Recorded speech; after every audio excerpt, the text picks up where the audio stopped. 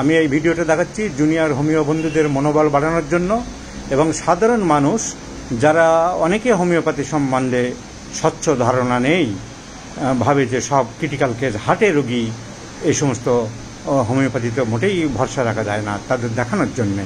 এই ভদ্রলোকের নাম মিস্টার বিশ্বনাথ ঘোষ। উনি হাবড়াতে থাকেন। ওনার হার্টের প্রবলেম, ওনার টেস্টমিল পজিটিভ ছিল। উনি পিজিতে দেখাচ্ছিলেন বহুদিন ধরে।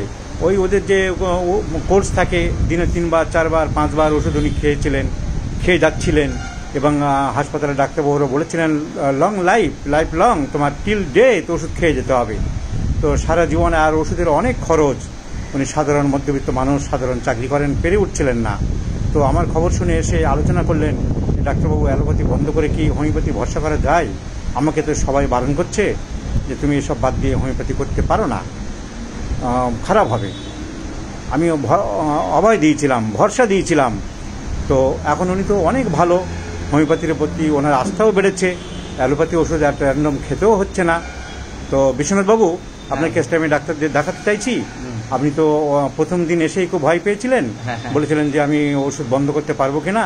পিজিতে আপনি মোট কতদিন দেখাচ্ছিলেন? আমি পিজিতে ধরুন 4-5 বছর। ওরা কি বলেছিল আপনাকে ওষুধপত্র খাওয়ার ব্যাপারে? আমাকে বলেছিল যে আপনার লাইফ গ্যারান্টি। আমি যদি ডাক্তারবাবু এটা কতদিন যাবে, বলছে লাইফ গ্যারান্টি, আপনাকে সারা জীবনে ওষুধপত্র খেতে হবে। আমি আপনাকে ভরসা দিয়েছিলাম এবং ওষুধপত্র বন্ধ করিয়ে হোমিওপ্যাথি যে চিকিৎসা করছি। আপনি এখন কেমন আছেন সেটা জানান। আমি এখন আগের থেকে অনেক ভালোই আছি। চলাফেরা করতে গিয়ে যে দমটা আমার আটকে যেত বা হতো, মানে খুব কষ্ট হতো। হ্যাঁ, ওই সাফোকেশন ফিলিং যেটা, সেসব এখন আর নেই, এখন অনেক কম। তবে আপনি মোটামুটি সন্তুষ্ট?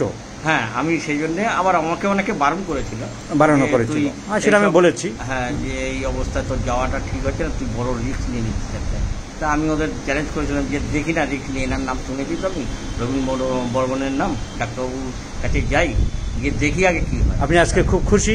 আমি আজকে, হ্যাঁ, এবং হোমিওপ্যাথি সম্বন্ধে আপনার একটা ভালো ধারণা হয়েছে। হলো একটা। ঠিক, আপনাকে সহযোগিতা করার জন্য ধন্যবাদ। আমি জুনিয়র ডাক্তার বন্ধুদের শেখাবো বলে ভিডিও রেকর্ড করলাম। আপনাকে ধন্যবাদ জানাবো।